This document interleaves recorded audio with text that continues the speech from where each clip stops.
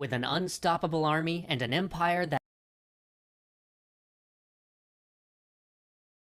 that nearly encircles the Baltic. But as the church bells toll, the world knows the king is dead and his 14-year-old son is inheritor to the crown. The vultures begin to circle. You have that other people want, and the Swedish Empire was no exception. In this case, the lands of the Swedish Empire had drawn the attention of someone brilliant, dynamic, ruthless, and ambitious. The 25-year-old Peter the Great. Peter had a love of the West. He was drawn to all things European. He saw the future of Russia not to the south or the east, but chasing the setting sun. He saw that future in becoming part of the great European economic system. But there was one obstacle to this grand design. He needed a port in the Baltic. He needed a way his ships could sail west bearing Russian goods or projecting the might of Russian arms. But the Baltic ports that Russia had once held had all been gobbled up by the Swedish Empire. Now it was time to take them back. But Peter wasn't alone. The king of the Danes had long chafed under the idea that traditionally Danish land in southern Sweden had been taken from them by the Swedish Empire, and he longed to get it back. And Augustus, the king of Poland-Lithuania, found an intriguing prospect within the Swedish borders as well. You see, the Polish-Lithuanian king was an elected title without much power, but he wanted to become a hereditary monarch, ruling over Poland-Lithuania as many of the other monarchs of Europe ruled over their domain. Right on his border, just inside the Swedish territory, was the small province of Livonia. The nobles there offered to declare him their hereditary king if he would liberate them from the Swedish. This intrigued him. If he could get them to declare him king and then integrate them with Poland-Lithuania, it would go a long way toward achieving his larger goal of making a real kingship out of the Polish-Lithuanian crown. Soon, these three forces became secret allies against the Swedish.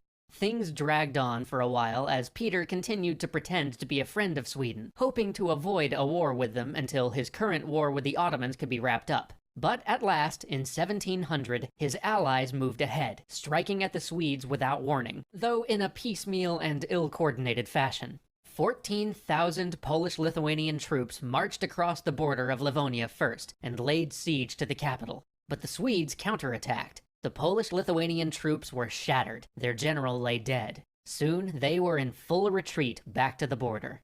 Then the Danes made their move, a move to which Charles XII, the boy king of Sweden, responded with unexpected vigor. With the energy of youth, Charles raised money from every quarter, bolstering the finances of the overextended Swedish Empire and launching a force that he himself would lead.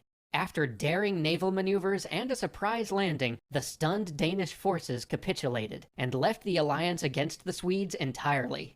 Meanwhile, Peter still stood by. It was the perfect time to press the Swedes, and he knew it, but still no word of peace had come from the Ottomans. At last, when the peace was signed with the Ottomans in the hottest days of summer, it was finally Peter's turn to act. And act he did. To support the now reeling Polish-Lithuanian forces, he raised a massive army and marched toward Livonia. His objective was Narva, a major town right on the Russian border. But in this age, with the mud and roads of Russia, an army of that size moved pretty slowly. It was November before they reached Narva. In the biting cold, they dug trenches into the frozen ground and prepared for a siege. But their guns did little, and their assaults were swept aside. So a real siege it became, to starve the town out. But once Charles XII had thrashed the Danes, he had wasted no time packing up his little army and moving it east to deal with the invasion of Livonia. Braving autumn storms on the Baltic, he personally led his forces toward the true test of their strength. Many of his counselors argued against this endeavor. After all, even if he got to Livonia, he'd have to march his troops 150 miles across wasted ground in the middle of winter. And if he actually reached Narva, he would be outnumbered at least 4-1. More than that, the Russians he planned to assault were dug in with siege works, defenses they'd been preparing for weeks. But the now 18-year-old Charles was not put off. He was spoiling for a fight. So with the same boundless energy he applied to everything, he launched his winter campaign. And thus it was that on the 30th of November, the young king assembled his 10,000 men against at least 40,000 Russians. They calmly began to prepare for an assault. The Russians watched this in disbelief. Peter, who was used to a much slower pace of warfare, thought that it was impossible that anyone could attack immediately after completing a march like Charles just had, so he had left the night before to attend business in Russia, leaving in command a subordinate who, in line with Peter's policy of bringing in foreign experts, was a foreigner who barely spoke Russian. The rain began to pour, and yet the Swedish army calmly continued to ready for an assault. The sky darkened. A storm rolled in, the snow was pouring in sheets, sleet slashing at the troops. The blizzard blinded both sides. Fighting was impossible. Men stood shivering in regimental formation, weapons at the ready for a battle that wasn't gonna come. Charles's advisors suggested that he call off the assault, but then the roaring wind began to turn, and Charles's keen eyes saw it. During this brief window, the enemy would be entirely blinded by the snow.